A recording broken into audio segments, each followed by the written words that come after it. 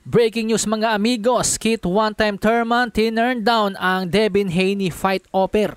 Kung atin nga pong matatandaan mga amigos, bago pa man maglaban si newly crowned WBC World Super Lightweight Champion Devin The Dream Haney at Regis Prograis, sinabi na ni Bill Haney, ang ama ni Devin Haney, na willing silang umakyat ng 147-pound division o welterweight.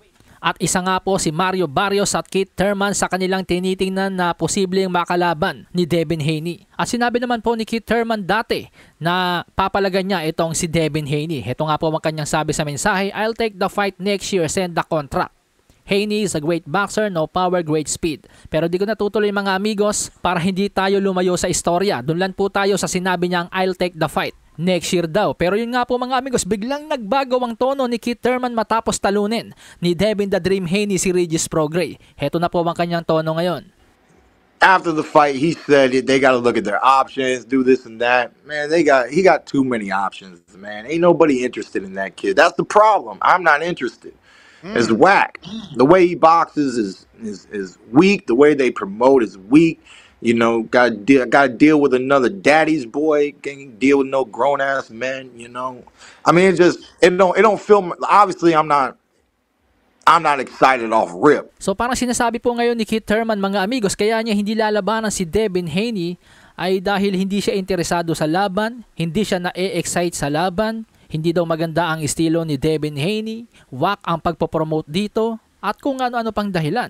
Pero maganda nga po yung sinabi ng ama ni Devin Haney kay Kit Thurman. Nilinaw nung tatay ni Devin Haney na hindi ka naman papatulan ni Errol Spence, hindi ka rin naman papatulan ni Terence Crawford, tapos ayaw mo rin naman labanan si Jaron Boots Ennis. Ang pinakamalaking pera lang na nag-aabang sa iyo ngayon ay ang laban kay Devin The Dream Haney.